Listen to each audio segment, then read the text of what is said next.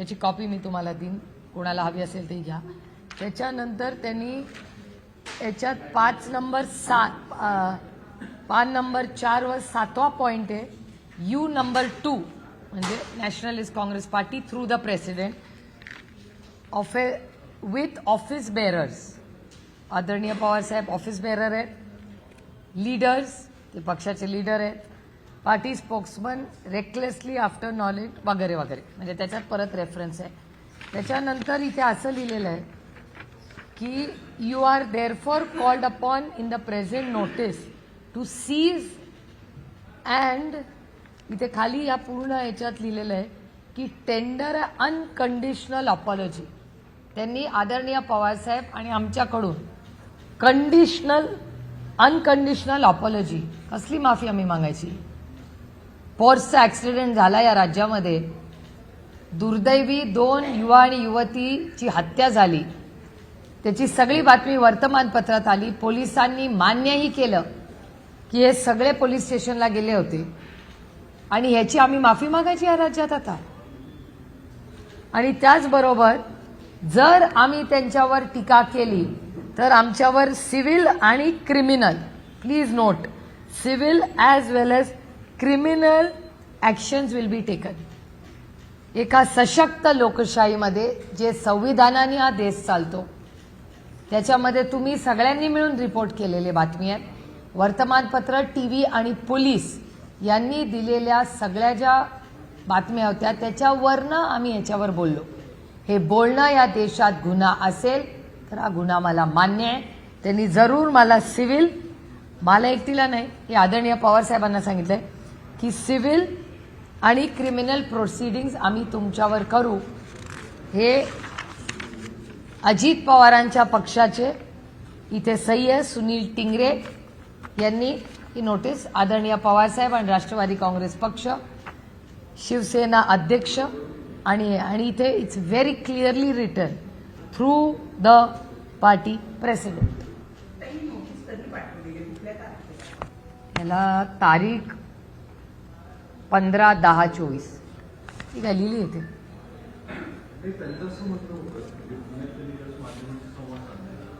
त्यांचं नाव थेट घेणं, संबंधी होणं आणि कोणताही आरोप सिद्ध होण्याच्या आधी त्यांना तुम्ही थेट आरोपी म्हणून सिद्ध केलं, अशा या स्वरूपामध्ये भूमिका आहे आणि त्यावर त्यांनी तुम्हाला नाही काही कशी का असे नाही, ही आदरणीय शरद पवार आणि आम्हाला सगळ्यांना त्यांनी ही नोटीस पाठवलेली आहे. ह्या देशामध्ये वर्तमानपत्र आणि पोलीस यंत्रणा, तुम्हाला कुठून बातम्या मिळतात तर पोलीसच तुम्हाला सांगत होते, तुमच्याच चॅनलवर पोलीस बोलत होते. तर जे रिपोर्टिंग पोलिसांनी केलं त्याच्यावरनं आम्ही भाष्य केली, त्या सगळ्याचा एव्हिडन्स आमच्याकडे आहे. जर पोलिसांनी दिलेली प्रेस कॉन्फरन्स घेऊन त्याचा रेफरन्स घेऊन जर कुणावर टीका केली तर हे संविधानाच्या चौकटीत आहे. आणि जर संविधानाच्या चौकटीत जे रिपोर्टिंग आम्ही केलं ते आम्ही कुठलीही गोष्ट जी टीव्ही, वर्तमानपत्र आणि पोलीस हे सोडून तर नाही काय केलं. आणि त्याच्यावर यांनी आमच्यावर सिव्हिल आणि आमच्या एकट्या नाही, माझ्यावर जरूर त्यांनी केस करावी, पण ही नोटीस आदरणीय पवार साहेबांना पाठवलेली आहे आणि त्याच्यावर त्यांची सही आहे. याच नोटीसच्या संदर्भात सभेमध्ये सांगितलं की शरद पवारांना कोणती इंडिव्हिज्युअल नोटीस पाठवलेली नाही, की पक्षांना पाठवायला सांगितलेली आहे. नो एक्सक्यूज मी, इंग्रजीमध्ये लिहिलेलं आहे through the party president. Party president कोण आहे इथे क्लिअरली लिहिलं आहे, Nationalist Congress Party, but it is खाली लिहिलेलं आहे इंग्रजीमध्ये, प्लीज याचा क्लोज शॉट घ्या, through its party president. Through its party प्रेसिडेंटचा काय होतो, जेव्हा मी तुमच्या चॅनलला नोटीस पाठवली, समजा मी पाठवणार नाही हा भाग वेगळा, पण जर पाठवली तर एडिटर, थ्रू द एडिटरचा अर्थ काय होतो, माझं इंग्रजी फार काही चांगलं नाही पण बरं आहे, याचा अर्थ थ्रू इट्स पार्टी प्रेसिडेंटचा अर्थ काय होतो. आणि इथे डायरेक्ट थ्रेट आहे, tender unconditional apology, if not criminal and civil action will be taken. हे डॉक्युमेंटेड आहे, मी काय दंतकथा सांगत नाही आहे, जे फॅक्च्युअली माझ्या हातात आहे, which I am happy to share with anybody. Ajit पवारांनी सभेत असं म्हटलंय, काही लोक दिशाभूल करतायत, अशा पद्धतीची काही नोटीस पाठवली गेली नाही आणि लोकांना ते सांगतात. Here is the notice. This is the notice. What more evidence do you want? He notice है signed by him. Here, this is the proof. But do you stand by the charges that were leveled by- एकदा मराठीत सरळ करूया का एक topic wise घ्या तुम्ही म्हणाल तसं. नाही, आज अजित पवारांचा राज्याच्या विधानसभेच्या निवडणुका सगळ्या सुरू आहेत. काल अजित पवार फलटणच्या दौऱ्यावर होते. फलटणच्या दत्त इंडिया प्रायव्हेट लिमिटेड साखर कारखान्यामध्ये ते साखर कारखान्यातल्या कामगारांना निवडणुकीमध्ये माझ्या बाजूने उभे राहा, त्यांना एक धमकावण्याचा व्हिडिओ जो आहे तो सोशल मीडियावरती प्रसारित होताना पाहायला मिळतोय. त्या व्हिडिओ संदर्भातची आपली काय प्रतिक्रिया आहे? कारण की सातत्याने दमबाजी वगैरे लोकांना धमकावणं वगैरे हे प्रकरण निवडणुकीत खूप मोठ्या प्रमाणात सुरू आहे. एक तर मी तो व्हिडिओ पाहिलेला नाही, पण महाराष्ट्राच्या राजकारणात लोकसभेपासून धमक्या हे सत्तेत असलेल्या लोकांकडून सातत्याने होत आहेत. आणि हा प्रश्न मला विचारायच्या ऐवजी या राज्याचे आत्ता टेम्पररी जे गृहमंत्री आहेत सरकार बदलेस्तोवर याचं उत्तर देवेंद्र फडणवीसांना तुम्हाला विचारायचे. बरेच प्रश्न त्यांना उत्तर द्यावं लागणार आहे अशी परिस्थिती या राज्यात आहे आणि त्याच्यापैकी हा प्रश्न आहे. असंच एक प्रकरण आलेलं आहे. ते मी तो व्हिडिओ मी पाहिलेला आहे. त्या प्रकरणामध्ये आज काँग्रेसच्या वतीनं तक्रार सुद्धा केली जाते निवडणूक आयोगाकडे. आपलं काय मत आहे? नाही अर्थातच माझी मगाशीच मी खडगे साहेबांच्या कानावर ही गोष्ट टाकली, राऊत साहेबांचीही मी याच्याबद्दल बोललेले. आणि महाविकास आघाडी पूर्णपणे अशा कुठल्याही धमक्यांचा जाहीर निषेध करते. आणि त्यातून धनंजय महाडिक, मला आश्चर्य वाटलं कारण का अनेक वर्ष आम्ही एकत्र काम केलं. तुम्हाला माहिती आहे नेहमी असं म्हणतात आपल्या मुलांची संगत ही चांगल्याच लोकांची असली पाहिजे, कारण का तेच संस्कार मुलांवर होतात. जे अनेक वर्ष आमच्यावर अतिशय सुसंस्कृतपणे धनंजय महाडिक होते, काय त्यांना झालंय, आज संगतीचा प्रॉब्लेम झालेला दिसतोय. कारण ज्या पद्धतीने ते महिलांना धमकवत होते, मी जाहीरपणे धनंजय महाडिकांच्या त्या वक्तव्याचा निषेध करते. तो प्रत्येक चॅनलनी दाखवला, त्याचा कुठलाही चुकीचा अर्थ कोणीही काढलेला नाही या राज्यामध्ये. आणि त्यातून कोल्हापूरमध्ये छत्रपतींच्या शाहू महाराजांच्या कोल्हापूरमध्ये आज महिलांना धमकवलं जातंय. महिलांचे फोटो काढा, काय उपकार करतायत. आणि मला प्रश्न विचारायचा आहे भारतीय जनता पक्षाला, तुमच्या खिशातून पैसे देता तुम्ही? हे टॅक्स आम्ही भरतो, त्या टॅक्समधून ही योजना चालते. काय भारतीय जनता पक्ष किंवा कोणाच्या खिशातून पैसे येत नाही, हा पहिला मुद्दा. आणि दुसरा मुद्दा, काय उपकार करत नाही आहात तुम्ही गरीब कष्ट करणाऱ्यांना. आणि माझं जाहीर आव्हान आहे भारतीय जनता पक्षाला की कुठलीही महिला ही संविधानाप्रमाणे कुठल्याही पक्षाच्या कार्यक्रमाला जाऊ शकते. अडवून दाखवावं किंवा कुठलीही महिला, एकच महिलेचं, एक महिलेत जर ती काँग्रेस किंवा राष्ट्रवादी काँग्रेस किंवा शिवसेनेकडे गेली आणि यांनी तिचं काही बरं वाईट केलं, फोटो काढले तिला न विचारता, किंवा तिचा जो हक्काचा योजनेमधला निधी आहे तो जर त्यांनी घाणेरडं गलिच्छ राजकारण करून बंद केला, तर गाठ आमच्याशी आहे. मी कोर्टात खेचीन. आणि या सगळ्यांना, महिलांच्या विरोधात जो गलिच्छपणा सातत्याने भारतीय जनता पक्ष करत राहतो, त्याच्यातून तुम्हाला भारतीय जनता पक्षाचा खरा चेहरा दिसतोय. ही धमकी आहे आणि महाराष्ट्रातली कुठलीही स्वाभिमानी महिला ही धमकी खपून घेणार नाही. आणि आम्ही लोकप्रतिनिधी आहोत, आम्ही त्यांना कोर्टात नेऊ.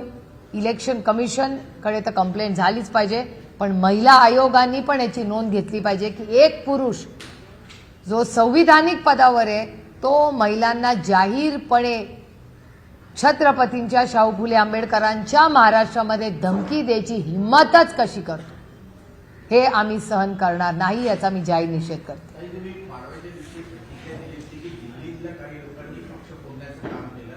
आज अमित शहा होते मुंबईत, तर त्यांना आम्ही प्रश्न विचारला की ताईंनी असा आरोप लावलेला आहे, तर त्यांचं म्हणणं आहे की शरद पवारांनी जर सुप्रिया सुळेकडेच पक्ष देण्याचं ठरवलं असेल आणि अजित पवारांना पुढे करण्याचा त्यांचा मानस नव्हता, त्याच्यामुळे पक्ष फोडलेला, अशा पद्धतीची प्रतिक्रिया दिली. त्याला दोन प्रश्न आहे. आज संदर्भ आहे एकनाथ शिंदेपेक्षा आदित्य ठाकरे जास्त पुढे नेलं, त्यामुळे उद्धव ठाकरेंचे पक्ष फोडले. हे एक तर हास्यास्पद आहे. याचं कारण असं, पुढे म्हणजे सत्तेची पदं आणि निर्णय प्रक्रियेत ना, गो बाय डेटा.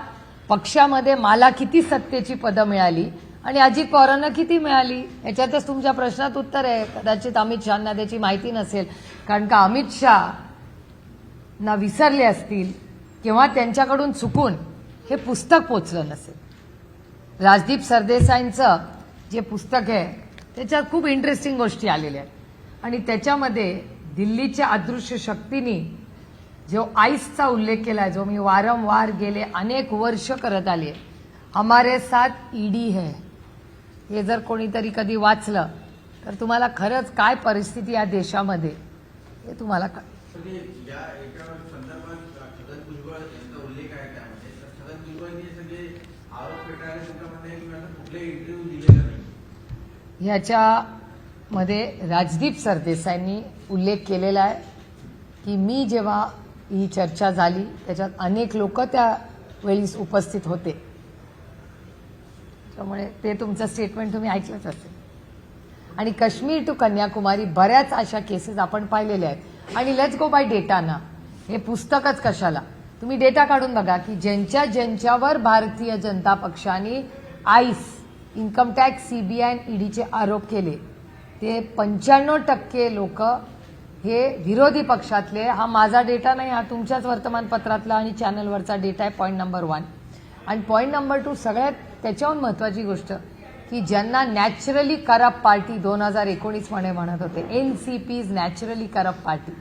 5 दिवस आधी या पक्षातून एक वेगळा गट बाहेर व्हायच्या आधी माननीय प्रधानमंत्र्यांनी भोपाळमध्ये स्टेटमेंट केलं होतं या सगळ्या बाबतीत.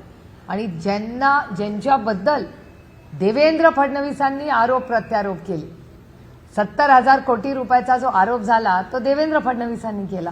आणि अजित पवारांची जी फायनल इन्क्वायरी असते, कुठलीही इन्क्वायरीला त्याला शेवटची आणि फायनल इन्क्वायरी सुरू व्हायच्या आधी माननीय मुख्यमंत्र्यांची सही लागते. आणि ती सही कोणी केली तर ती मुख्यमंत्री म्हणून देवेंद्र फडणवीसांनी केली. आणि तेवढ्यावरच देवेंद्रजी थांबले नाहीत. देवेंद्र फडणवीसजी मुख्यमंत्री असताना ऑन ओथ आम्ही शपथ घेतो, ती शपथ घेऊन ऑन ओथ त्यांनी फाईल घरी मागवली. विरोधी पक्ष ज्यांच्यावर आरोप केले अशा अजित पवारांना घरी बोलवलं आणि ती फाईल दाखवली. हे मी म्हणत नाहीये, हे अजित पवार सांगलीमध्ये म्हणलेले आहेत. आणि हे वारंवार विचारलं तरी एकदाही देवेंद्र फडणवीसांनी डिनाय केलेलं नाही. या गोष्टीला 8-10 दिवस झाले. याचा अर्थ ते सत्य आहे. जे देवेंद्र फडणवीसांना उत्तर द्यावं लागेल की तुम्ही जो आरोप अजित पवारांवर केला तो खरा होता का खोटा. तुम्ही जेव्हा रजनी इंदुलकर, नीता पाटील आणि विजया पाटील या माझ्या आणि अजित पवारांच्या 3 बहिणी, या 3 बहिणींवर जेव्हा इन्कम टॅक्सची रेड झाली, 5-5 दिवस रेड होती, मग काय बेसिसवर तुम्ही रेड केली. तुम्ही जेव्हा कारखान्यांची जप्त्या केल्या त्या काय बेसिसवर केल्या. घरांवर लोकांच्या नोटीस पाठवली, काय बेसिसवर केल्या. ह्या नोटीस तर आम्ही नाही पाठवल्या, आमचा काहीच संबंध नाही, आम्ही सत्तेत नव्हतो. अदृश्य शक्तींनी हे सगळं केलं. मग या रेफरन्स पुस्तकाचा येतो आणि हे सगळे मग त्यांच्याबरोबर सरकारमध्ये या सगळ्या प्रश्नांची उत्तरं देवेंद्र फडणवीसांनी द्यावी लागतील. आणि हे जर खरं असेल तर मग देवेंद्रजींनी फाईल दाखवलीच कशी. याचा अर्थ त्यांनी महाराष्ट्राच्या मायबाप जनतेला फसवलं. आणि जर आरोप खोटे असतील तरी देवेंद्र फडणवीसांनी महाराष्ट्राला खोटं बोलून फसवलं. तर इधर वे देवेंद्र फडणवीसांनी फसवलंच ना महाराष्ट्राच्या मायबाप जनतेला. आरोप तर आम्ही केले नाही, केस तर आम्ही केल्या नाही, रेड तर आम्ही केल्या नाही. हे सगळं कोणी केलंय, सगळं षडयंत्र अदृश्य शक्ती आणि देवेंद्र फडणवीस यांनी केलेलं आहे. हा माझा आरोप आहे त्यांच्यावर आणि याचं उत्तर त्यांना महाराष्ट्राला द्यावं लागेल. अमित शहा मुंबईत होते, ते त्यांचा संपूर्ण महायुतीचा जाहीरनामा प्रसिद्ध करताना शरद पवारांवरती त्यांनी प्रामुख्याने टीका टिप्पणी केली आहे की गेले 10 वर्ष, अर्थात 2014 ते 2004 ते 2014 पर्यंत ते केंद्रीय मंत्री होते, त्यावेळेस त्यांनी काहीच केलेलं नाहीये. परंतु आता आभासी पद्धतीने चित्र निर्माण करायचं आणि आभासी पद्धतीने जनाधार जो आहे तो मिळवण्याचा प्रयत्न जो आहे तो शरद पवार करतात, अशा पद्धतीची टीका टिप्पणी केली. कदाचित ते विसरले असतील, त्यांच्याकडून कदाचित राहून गेला असेल की मोदी साहेबांचं जेव्हा सरकार, म्हणजे तेव्हा ते मोदी सरकार होतं, आत्ता ते एनडीए सरकार आहे. त्याच मोदी सरकारने आदरणीय पवार साहेबांना पद्मविभूषण देऊन सत्कार केला आणि त्याच्यातच त्यांनी केलेल्या देशाच्या कॉन्ट्रीब्युशनचा उल्लेख आहे. त्यानंतर आदरणीय प्रधानमंत्री हे बारामतीला आले आणि आदरणीय पवारसाहेबांनी देशाच्या आणि महाराष्ट्राच्या कॉन्ट्रीब्युशनबद्दल बोलले. त्यानंतर देवेंद्र फडणवीसांनीही महाराष्ट्राच्या असेंब्लीमध्ये आदरणीय पवारसाहेबांच्या सगळ्या कामाचा आणि करिअरचा उल्लेख केला. तो व्हिडिओ कदाचित आपण पाहिलाही असेल. त्यामुळे कदाचित माननीय प्रधानमंत्री आणि देवेंद्र फडणवीसांनी कदाचित अमित शहाजींना ब्रीफ कदाचित केलं नसावं किंवा त्यांच्याकडून राहून गेलं असेल. एवढा मोठा देश आहे, एवढ्या मोठ्या गोष्टी होत असतात. आता मणिपूरमध्ये केवढा व्हायलन्स चाललेला आहे तुम्हीच बघताय. काश्मीरमध्ये काय परिस्थिती आहे तुम्ही बघताय. त्याच्यामुळे कदाचित ते व्यस्त असतील. त्यामुळे कदाचित त्यांच्याच सरकारनी आदरणीय पवार साहेबांना त्यांच्या 6 दशकाच्या कामासाठी दिलेलं पद्मविभूषण त्यांच्याकडून राहून गेलं असेल.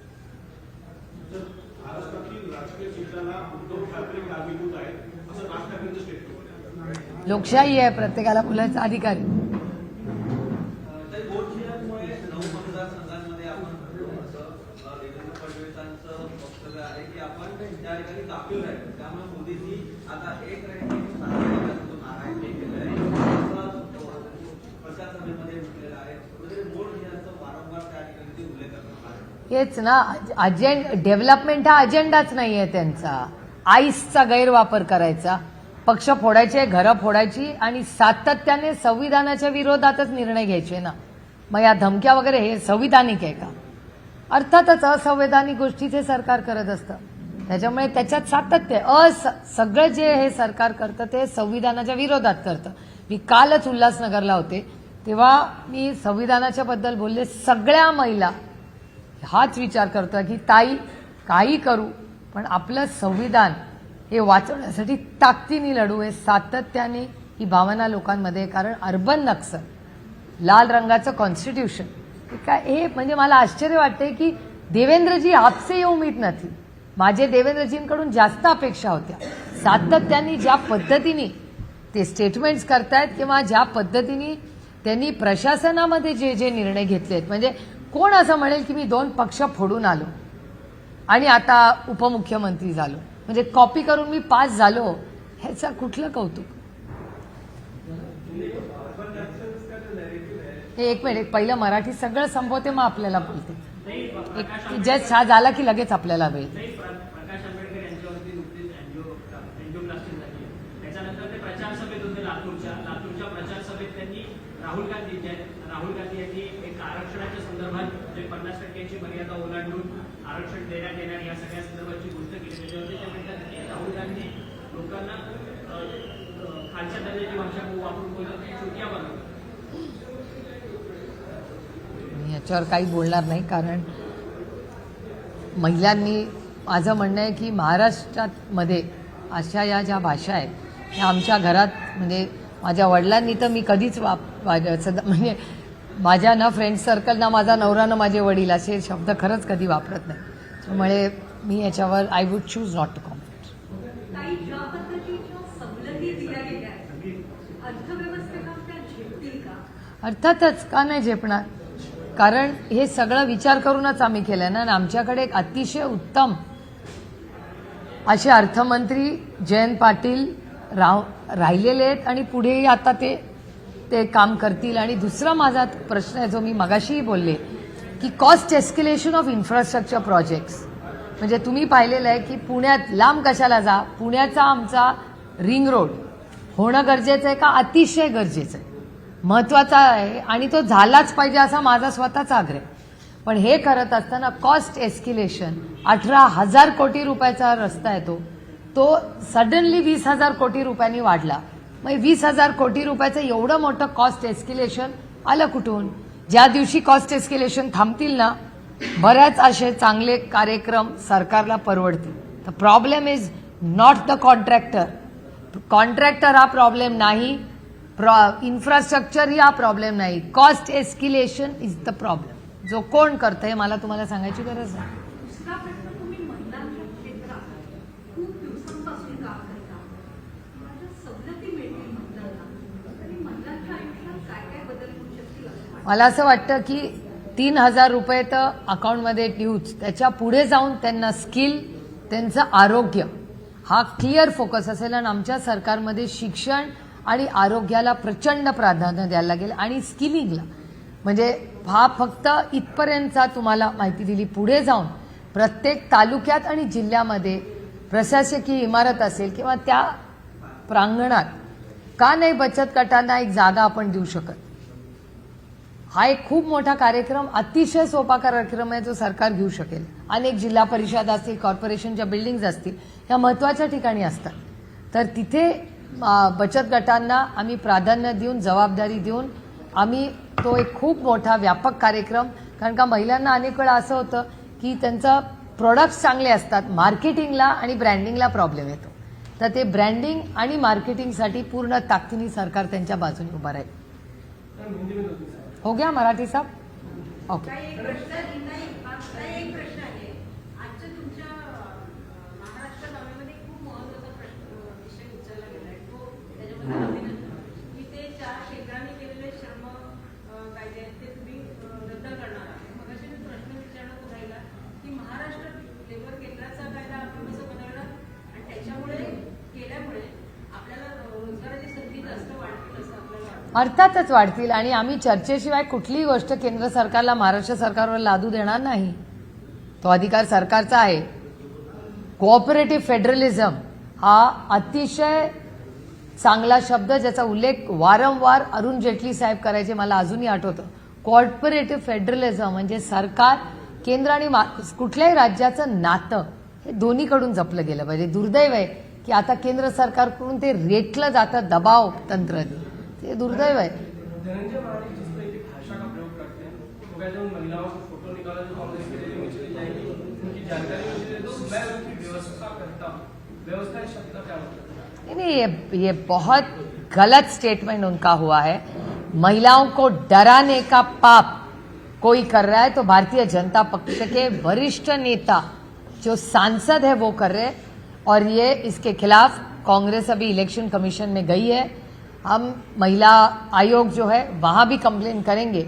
और इस राज्य में ये छत्रपति शिवाजी महाराज का राज्य है, ये शाहू फूले अंबेडकर जी का महाराष्ट्र है. यहाँ इस देश किसी के मन मर्जी से नहीं चलेगा, ये देश संविधान से चलेगा. और अगर कोई भी इस राज्य में या इस देश में किसी भी महिलाओं को डराने की कोशिश करेगा तो उसके खिलाफ हम पूरी ताकत से लड़ेंगे. अब बात करें कि कोर्ट में इस मामले में जाना पड़ा तो आप बिल्कुल जाएंगी और उसके खिलाफ नहीं, जो कहा गया वो गलत है. कल किसी भी महिलाओं को एक वाइब्रेंट डेमोक्रेसी है इस देश में. भारत रत्न डॉक्टर बाबा साहेब अम्बेडकर ने हम सबको जो समानता सिखाई और एक सशक्त लोकतंत्र में हरेक को अधिकार है कहां भी जाने का, किसी भी रैली में जाने का और किसी को भी वोट करने का. और ये पैसा जिस तरह उन्होंने कहा है, ये पैसा उनका घर का नहीं है. जो टैक्स हम सब भरते हैं उससे ये स्कीम होती है, सरकार दे रही है. ये बीजेपी नहीं दे रही है, सरकार दे रही है. क्या इस स्टेटमेंट से ऐसे भी लगता है कि लाडली बहना योजना पूरा का पूरी जो योजना है सिर्फ वोट बटोरने के लिए? क्योंकि इसके पहले रवि राणा हुए और उसके पहले कानून में भी विधायकों ने इस तरह के बयान दिए. बहुत सारे बयान. देखिए, सच हमेशा परेशान हो सकता है, पराजित नहीं हो सकता.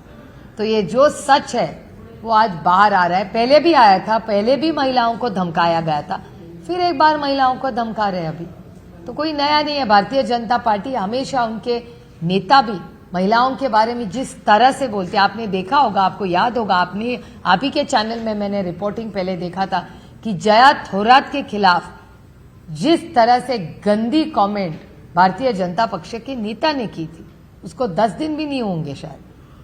और ये और एक नया पड़ाव उन्होंने देखा है. बहुत बहुत दुख की बात है कि एक संस्कारी महाराष्ट्र में ऐसी गंदी सोच आज जो पार्टी पावर में है वो भारतीय जनता पार्टी के नेता ऐसे बोलते हैं.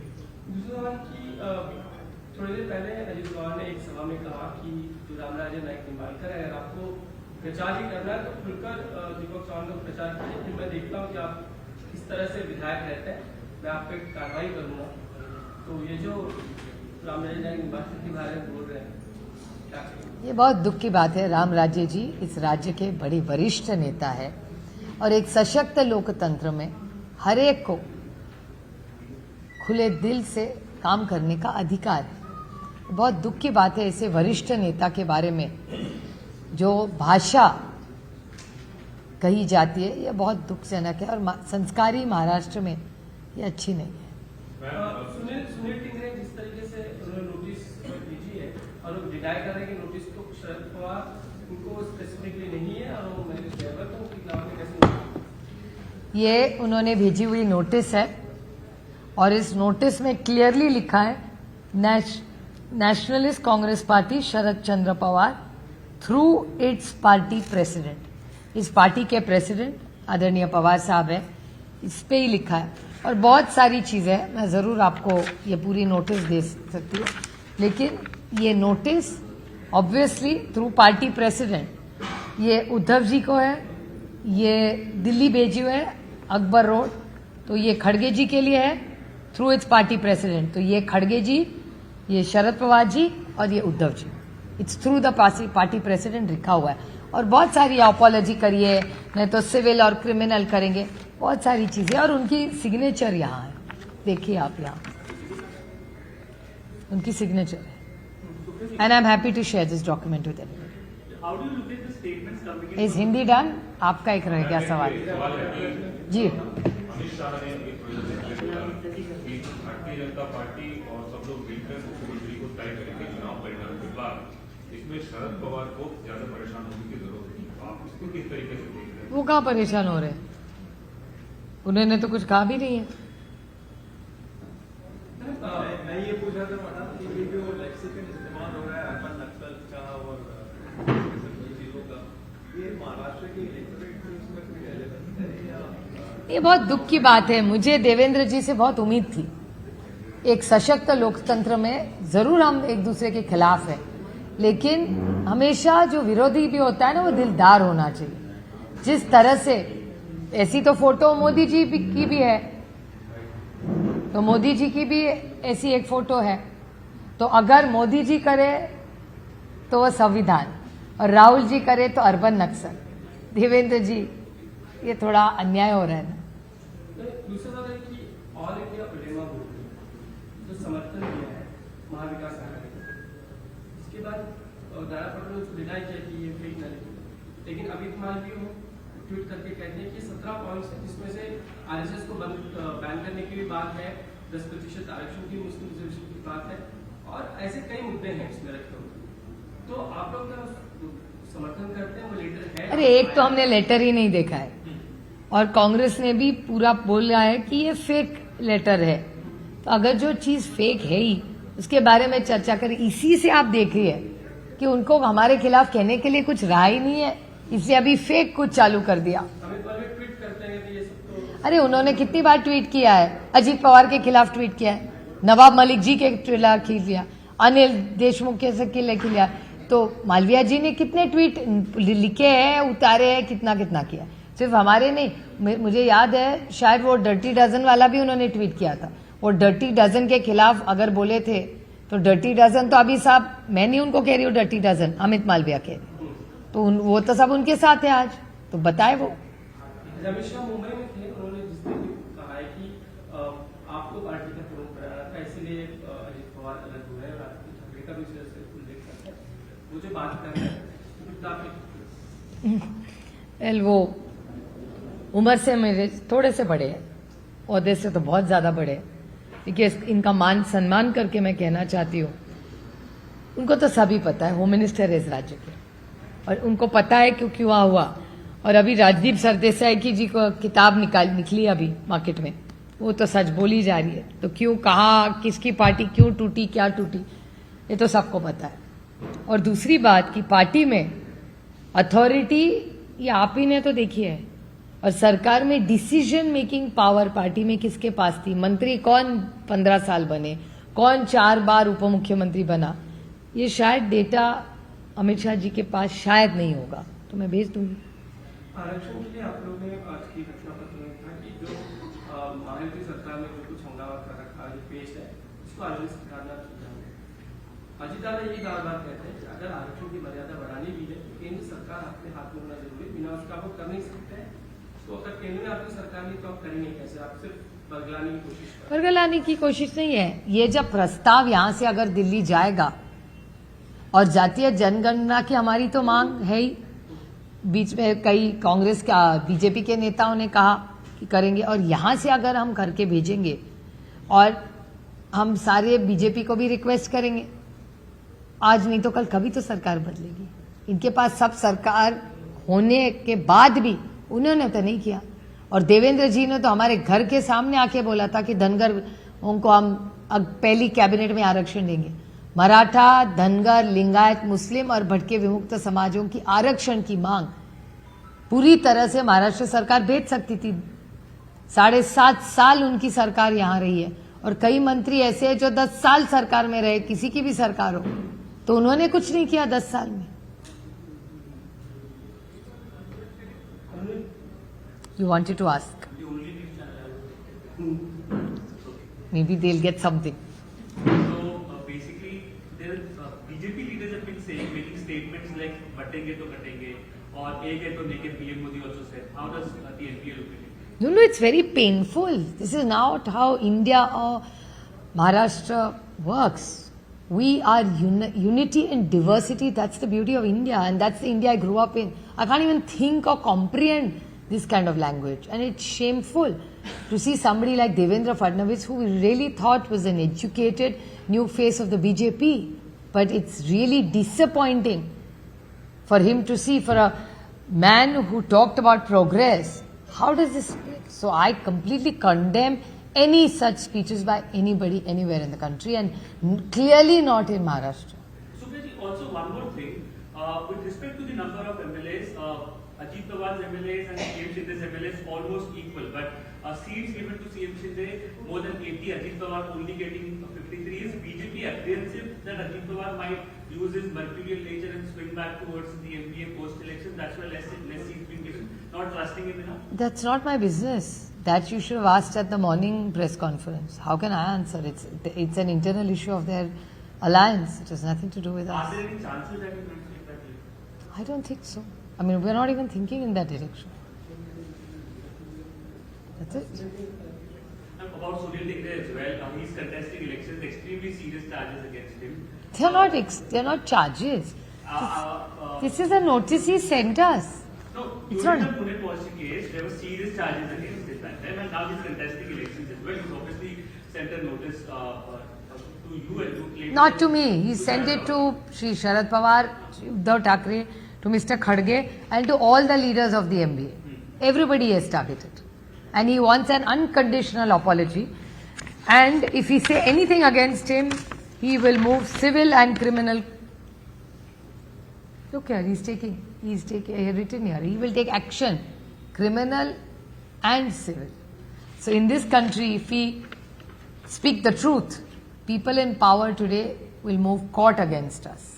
This is the unfortunate, it's completely unconstitutional.